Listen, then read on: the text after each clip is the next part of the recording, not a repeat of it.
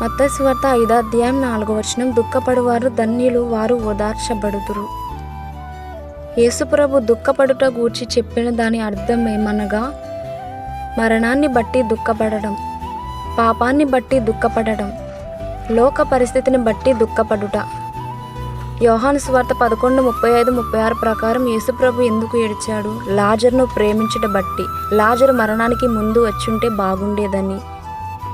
మరియ యొక్క అవిశ్వాసంను బట్టి ఆయన కూడా మరణించబోతున్నాడు కాబట్టి. దుఃఖపడువారు దీన్ని పొందుతారని యేసుప్రభు వాగ్దానం చేశాడు. దుఃఖపడుట అవసరం లేదని కనుగొంటారు. వారి యొక్క విశ్వాసం ఒక దినాన బలపరచబడుతుంది. పునరుద్ధానం యొక్క నిరీక్షణ ఎన్నడూ అర్థం చేసుకోరు, ఓదార్చబడుదురు. ప్రసంగి 7:2 సొలొమోను దుఃఖపడుటను గూర్చి యేసుప్రభు చెప్పిన దాని అర్థం అంగీకరించాడు. దుఃఖపడుట అనేది విశ్వాసం కొరకు సూచిస్తుంది.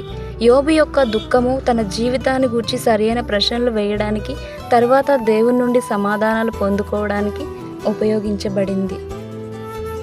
ప్రేమించిన వ్యక్తిని కోల్పోవటం ఆశీర్వాదంగా భావించడం అసహజమైనది.